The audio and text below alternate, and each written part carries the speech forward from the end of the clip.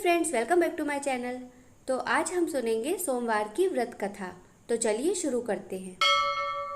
एक समय की बात है, किसी नगर में एक साहूकार रहता था। उसके घर में धन की कोई कमी नहीं थी, लेकिन उसकी कोई संतान नहीं थी। इस कारण वह बहुत दुखी था। पुत्र प्राप्ति के लिए वह प्रत्येक सोमवार व्रत रखता था और पूरी श्रद्धा के साथ शिव मंदिर जाकर भगवान शिव और पार्वती जी की पूजा करता था।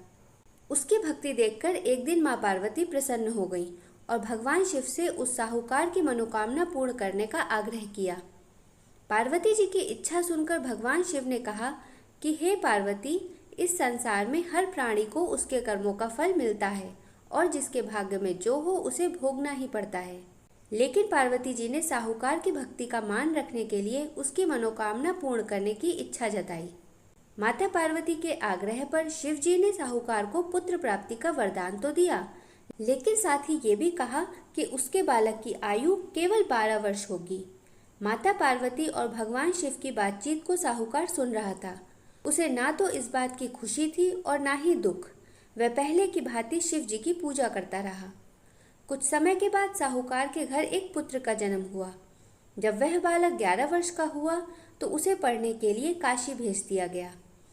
साहूकार ने पुत्र के मामा को बुलाकर उसे बहुत सारा धन दिया और कहा कि तुम इस बालक को काशी विद्या प्राप्ति के लिए ले जाओ और मार्ग में यज्ञ कराना। जहाँ भी यज्ञ कराओ वहाँ ब्राह्मणों को भोजन कराते और दक्षिणा देते हुए जाना। दोनों मामा भांजे इसी तरह यज्ञ कराते और ब्राह्मणों को दान दक्षिणा देते काशी की ओर चल पड़े। रात में एक नगर पड़ा जहाँ नगर के राजा की कन्या का विवाह था, लेकिन जिस राजकुमार से उसका विवाह होने वाला था वह एक आंख से काना था। राजकुमार के पिता ने अपने पुत्र के काना होने की बात को छिपाने के लिए एक चाल सोची। साहूकार के पुत्र को देखकर उसके मन में एक विचार आया। उसने सोचा, क्यों ना इस लड़के को दूल्हा बनाकर राजकुमारी से विवाह करा दूं। विवाह के बाद इसको धन देकर विदा कर दूंगा और राजकुमारी को अपने नगर ले जाऊंगा। लड़के को दूल्हे के वस्त्र पहनाकर राजकुमारी से विवाह कर दिया गया, लेकिन साहूकार का पुत्र ईमानदार था। उसे ये बात न्याय संगत नहीं लगी। उसने अवसर पाकर राजकुमारी की चुन्नी के पल्ले पर लिखा कि तुम्हारा विवाह तो मेरे साथ हुआ है, लेकिन जिस राजकुमार के संग तुम्हें भेजा जाएगा वह एक आंख से काना है। मैं तो काशी पढ़ने जा रहा हूँ। जब राजकुमारी ने चुन्नी पर लिखी बातें पढ़ी तो उसने अपने माता पिता को यह बात बताई। राजा ने अपनी पुत्री को विदा नहीं किया, जिससे बारात वापस चली गई।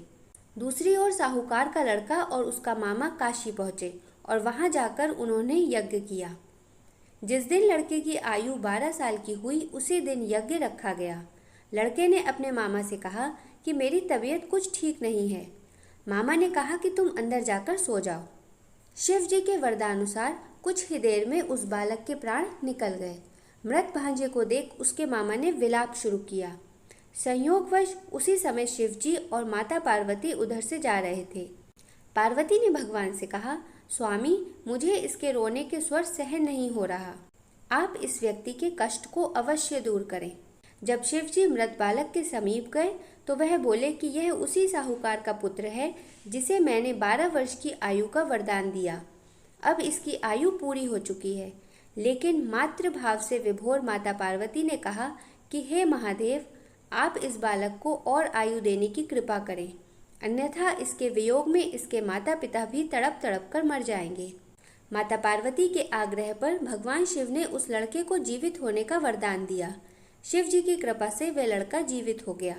शिक्षा समाप्त करके लड़का मामा के साथ अपने नगर की ओर चल दिया। दोनों चलते हुए उसी नगर में पहुंचे जहां उसका विवाह हुआ था। उस नगर में भी उन्होंने यज्ञ का आयोजन किया। उस लड़के के ससुर ने उसे पहचान लिया और महल में ले जाकर उसकी खातिरदारी की और अपनी पुत्री को विदा किया। इधर साहूकार और उसकी पत्नी भूखे प्यासे रहकर बेटे की प्रतीक्षा कर रहे थे।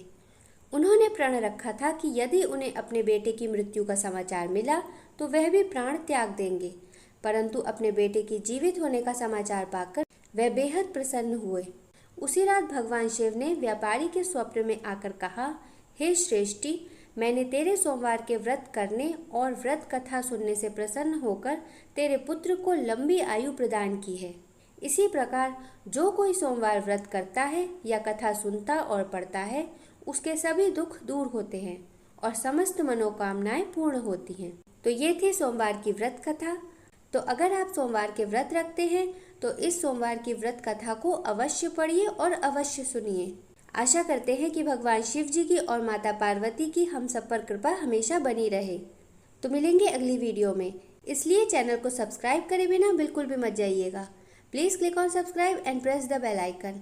Thanks for watching.